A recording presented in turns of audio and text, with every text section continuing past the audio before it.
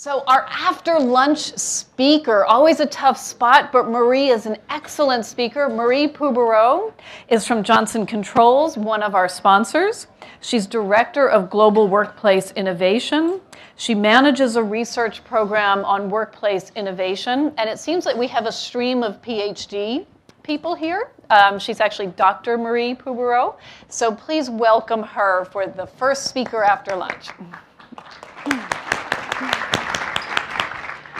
Right, we've got 20 minutes, together, and I was asked to give you a presentation on the future. I mean, this is my main focus as Director of Global Workplace Innovation for Johnson Controls.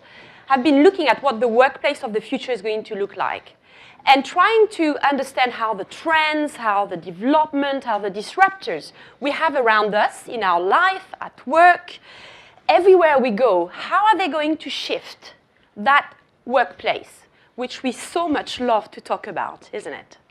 And years ago, I've completed a first study called the Smart Workplace 2030. That study was published in 2010 and was a series of reports on the workplace of the future. And we, at that time, imagined 3 different types of scenarios. Which we call the eco-office, which is the place which brings you there. Gattaca, which is this type of fortress type of environment, like most typical headquarters, which we know about today, to keep you here. And the hive scenario, which is the one where you go out to a place to meet, to collaborate, to communicate with the other individual. Those scenarios were at the time very powerful. And at the time, in 2010, we imagined that probably companies would be choosing one of the 3 scenarios and would be focusing on developing a working environment which, focus on collaboration, focus on building a community, focus on keeping, their people into one single environment. We've moved on, from that. And since 2010, we've put a lot of emphasis on trying to understand what are those trends, those major developments, those mega disruptors, which are really shifting the way we work? And we've heard it this morning. We've heard a lot of novelty, a lot of innovation, which are really going to not change, but transform the way we work in the future. So today, I wanted to take the next 20 minutes to share with you what are these pool of trends which I think are the most important into the world of workplace and FM and real estate. We're going to take a look at what this new brand of a digital worker is going to look like towards 2040. We're going to spend a little bit of time describing also what a day in the life of this digital worker in 2040 could potentially look like. And then I want to leave you with some recommendation about how you need to get ready for that. So today, I'm not going to give you an answer about that Smart Workplace 2040. I just want to shake up, our world, our traditional world of thinking, to really, really take seriously all the things which are changing around us. Because we're not going to be able to stop them. And somehow, at some point, whether those executives at the top of the organization like it or not, we're going to have to seriously transform this working environment. So let's look at all of that. So, starting with the trends. One of our major projects at Johnson Controls is around collecting trends, and that's a big part of my life at the moment, to try to understand how they're shaping our future. And if we take a step back and if we look at what is out there, which is really starting to transform our life, then over the last couple of years, we've said goodbye to quite a lot of trends. Okay, we've abandoned a lot of issues like I can see here handwriting. I mean, this is already, it's not anymore a trend. I mean, we know that in the next 20 or 30 years' time, probably the young kids will not be able to actually write properly. They can't even today write properly, let's face it, okay? We, even us, struggle to do that. But there are a whole array of new ones. And this is not my work. This is a work from Ross Dawson. But I thought that hello and goodbye to new trend was good, especially when he mentioned about robot nannies or robot sex, 3D printing in the home, instant translation through automated device, biohacking. Okay, so that's quite a lot of major thinking, and which are coming our way. So which one are the most important? When I look at my roadmap, which at the moment we collect around 500 different trends, and I can only talk today about 6 or 7 of them.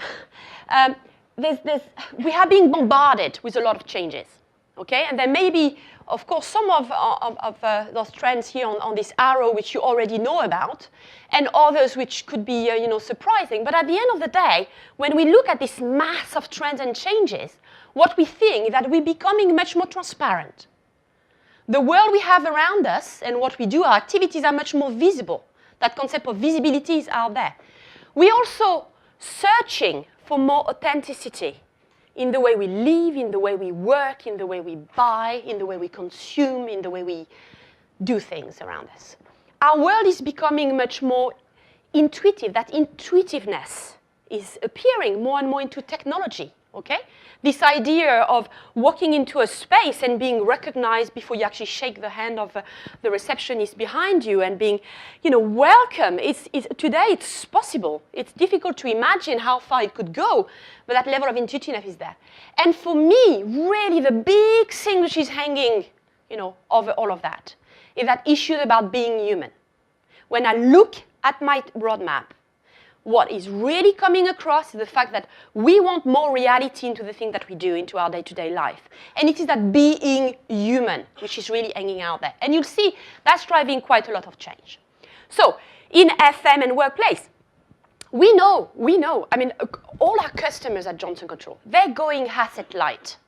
They are divesting asset every year, okay? We have to cut down, on space, 20% every year. And I wonder when it's going to stop. Okay, so we're moving from being asset heavy to asset light. And a lot of organizations are doing that.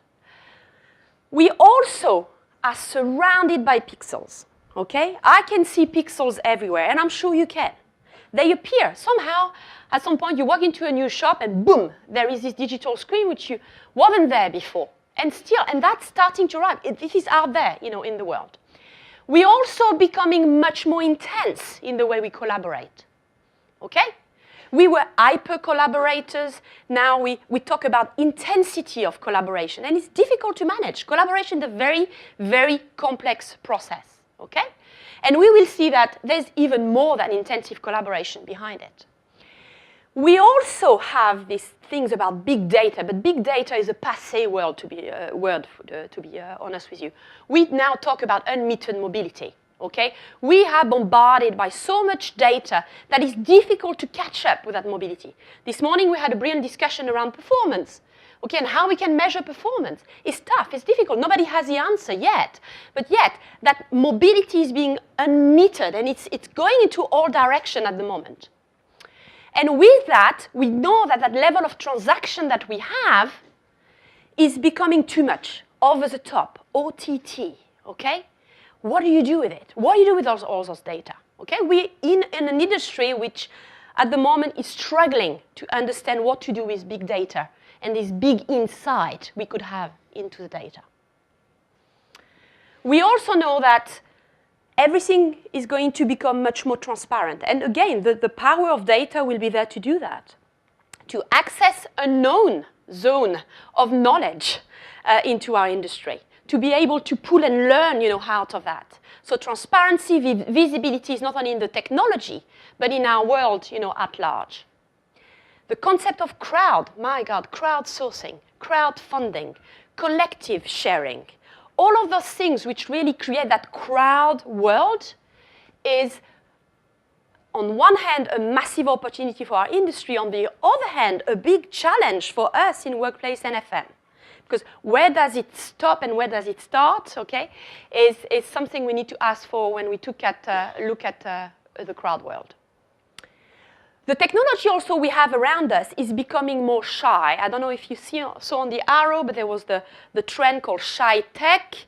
Shy tech is this technology which you have around you, which somehow you can't touch, but which is there, which is interacting with you as a human person, okay? And more concepts of technology are coming on the market, like here, Electrolux is coming up with some fantastic product which are touchless, you know, so it's there, it's reacting in accordance to your environment, it's responding to your need, and yet it's non-intrusive, okay? So that shy technology is really there. And that's, for me, a beautiful illustration about where the technology is going. I'm addicted to Nespresso, okay? Admit. It's not only because of George, okay? But I'm addicted to it. But, you know, every morning I wonder, which color should I have? I'm like, okay, I'm staying here, so maybe I should take the light color. Or, no, I've got to run to my car, so I'm going to take the dark color, long coffee, okay? So it would be fantastic to just put your hand on one of these machines and say, Marie, you're feeling great today. You should have the yellow one, okay? So this is a type of future technology which is going to be surrounding us. So that's that prototype concept and nearly out there, and they're going to be invading our world. So intuitive, personalized. It's also, like Kate was saying, it's about well-being and wellness. Okay? As a society, while searching for authenticity, we also want that health as part of our, you know, of our DNA. Okay? So well-being and wellness will be an integral part of our future. Okay? So that's quite a lot of things. That's quite a lot of changing and transformational trends which are, you know, coming our way. So let's look now at what could come out in terms of a new brand of digital worker. What will that person in 2040 will look like? So we all know it's going to be a digital worker. I think we can't ignore that. Because by 2040, most of the people working out there would be digital natives. They would have been born with technology. They would have grown up with technology. Therefore, they're completely hooked to it. Completely accro, as we say in French, to it. Okay? I call them a digerati. Okay? For me, that's a new brand. I much prefer the French word, un digitalien, because there is the word alien in it. Okay? And I found that pretty cool, actually, because that's the type of new brand of digital worker which we have ahead of us, in front of us, a digerati. And this digerati is somebody who wants things fast. He's talking about pseudo-legalism. He's full of testosterone, and he also has a moral compass with him. Okay? So he's not that hooked to technology. Technology is not controlling his life. Technology is enabling his life. Okay? So this little digerati is also a networker. Okay? So it's somebody who is going to grow from a business, you know, side and also a social, personal side through his network. His network is going to be his new world. Forget the world map. Forget the Earth as we see it. We're looking in the future at a network. We're also looking at not only somebody who is focusing intensively on collaboration, but he wants to be immersed in collaboration. He's an immersive collaborator. And the technology will enable us to do that. Okay? So that digerati is out there, a networker, an immersive collaborator. He's also an entrepreneur. This morning, I can't remember who it was, but mentioned about how much, you know, the skills, the talent that we will be searching for into the future will be spread around geographically, and that we need to think. I think it was Chris from Herman Miller talking about that. But let's abandon that Gen Y, that Gen X, those baby boomers. In the future, that new entrepreneur is going to be a killer. He's going to be an achiever. He's going to be a socialiter. He's going to be an explorer. Okay? Generation, of course, are going to be important, but more important is that that entrepreneur is going to behave very differently. Okay? If he's a high achiever, what type of working environment can you provide to this person?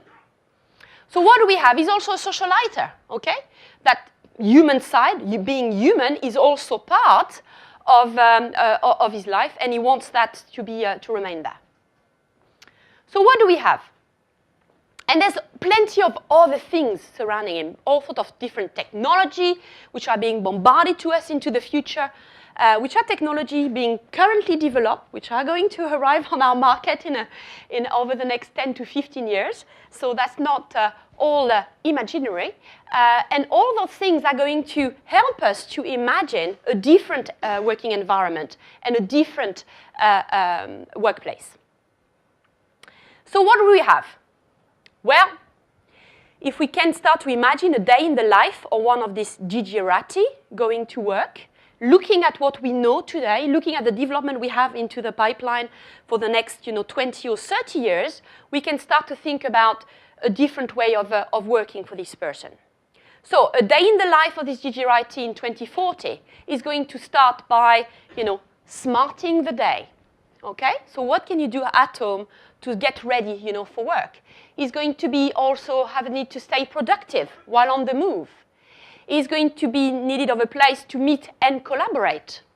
He will also need of time to isolate and get away from it all. He will need of time where he can really perform really high performance collaboration. He will also be a mobile collaborator, okay? And the office as we know it today will be very different. And he will need time to wind down and quality time at home, okay? So where will that happen? Remember the scenario that I showed you earlier. I'm not abandoning them, okay? That eco-office, that hive, that Gattaca will be there, but it will be spread around. So he will be at home in the hive. He will be into his beehive, okay, on the move. It will be into a Gattaca headquarters. He will also use a Faraday cafe to get away from it all. He will also use that eco-office, which is focused on collaboration and community.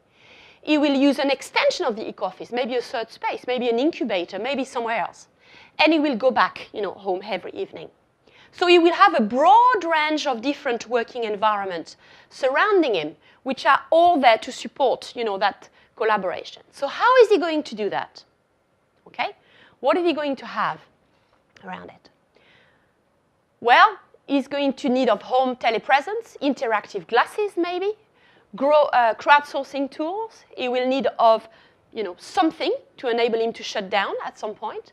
He will need to work with a team in project spaces, collaborate also on the move, and finally take time for himself or herself. Okay? And those spaces, again, could be illustrated from what we know today. Quite a lot of different environments are coming to our mind. I mean, the Google Glass are a very serious tool. It's being tested at the moment. Microsoft has done some fantastic work around the future vision and how crowdsourcing is going to be part of this workplace. So what do we have? What type of space? Because the space is not only a space where they work, a space where they live, where they shop, where they bank, where they meet, where they explore, where they socialize. Okay? It's going to be a whole array of different working environments. And you see there, the common element across all of that is technology. Technology is everywhere. That shy technology is inside each single environment which is described here. Okay? And we could, use many more examples to illustrate what that space is going to look like. What kit is he going to be using? This morning, Chris was mentioning about the fact that we all have that mobile phone in our hand. That's going to be the single tool we're going to be using. Yes, it will be the main mean to use all sorts of different technology. Okay? It could be in the morning putting your food on a smart plate, again, developed by Electrolux, which is going to calculate the numbers of calories you have. It may be, again, using this Google Glass, which enable you to drive around and still check your email on the way. It could be using all sorts of different interactive surfaces, or using one of these robots to come home every day to keep you fit, okay? It could be that. So, work will be different, we know that. So it's not going to look only like a Gattaca, a hive, or an eco-office. It's going to be a mixture of different environments, okay? Which will start at home, okay? A place where you're smarting your day, remember. Space where you can collaborate and share. I mean, the concept of driverless car, we're not very far from it, and we still need to, make use of that, but why not? The use of 3D telepresence is also on the way. Microsoft has developed all sorts of different concepts of immersive collaboration rooms, which are proving to be extremely useful tool. So rethinking the world of work, and just to close, 1 minute, getting ready, and my advice to get ready, it takes years to my customers to really get their head around the future of work, and it's a long task. But you know that you are facing a different brand of worker, that digerati. You know that digerati is going to rely on a crowd world, is going to need to be very autonomous, and yet empowered to do things for himself or herself. And his environment is going to be very intuitive. So get ready. Get ready on the human side, okay? Start looking at your workforce. Start looking at that on-demand true global staffing we were talking about. It needs to get ready around the space, okay? So not only think about the space where they work, but the space where they live, the space where they isolate, like incubators and so on. And think about the technology, because that technology, it will need to find you, it will find smart application around you, it will adapt and evolve around you, and it will also be available in very meaningful way. So we are facing a different world. So yes, 2040, office, RIP. Thank you.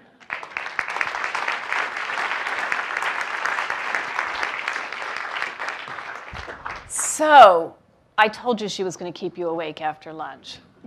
Great, great ideas you put out there. Tell us, what are your questions for Marie? Yes? Is there any need for Galactica in the future? Any what? Galactica. Gattaca. Gattaca. You know what? I never liked Gattaca. Gattaca was one of the scenarios which drive me crazy. I mean, the concept of a fortress as an office is, for Marie, this is jail. But in 2010, a lot of our customers love Gattaca, because Gattaca is about control. So Gattaca will be there. Yes, it will be there, but it won't be a space solely dedicated to employees, 5 days per week and so on. It will be a space where you go to. And that Gattaca may well be a data center rather than a physical environment. So yes, I think it will be there in 2040, but hopefully as little as possible. I'm more a dreamer for eco-office and Hive. Other questions? Yes? What about hierarchy? You say they have killer instincts. How would they be about having hierarchy? Will they promote hierarchy, or will they challenge it? Good question, yes. Good question. And I don't have the answer to that. I don't know. But clearly with that new brand of digerati, if they are achievers, explorers, and killers, and socialiters, then they probably hate hierarchy. So it may be a different way of controlling. I mean, again, the role of technology will be there to know what is the level of performance of each of these digerati. I could even imagine, and we're starting to think about that, to have like you have at the end of the day, an app which is giving you the average amount of steps that you've done and calories that you burn during the day, that you could also have that app to tell you how performant you've been for the whole day in relation to your work. So will there be a need for a hierarchy? Of course, but it probably will be a different definition to what we know today. And bring up that question again when Dana Artie takes the stage. Yes. She's going to talk about alpha and beta organizations. Yeah. Good question. Other questions? At the back. Yeah, I see. Way back there. Yeah. Hold on, we're getting to you. It's fascinating to see the slide that you put up of all the different ways somebody would work in the future and all the different places and technologies they would use to do that kind of work.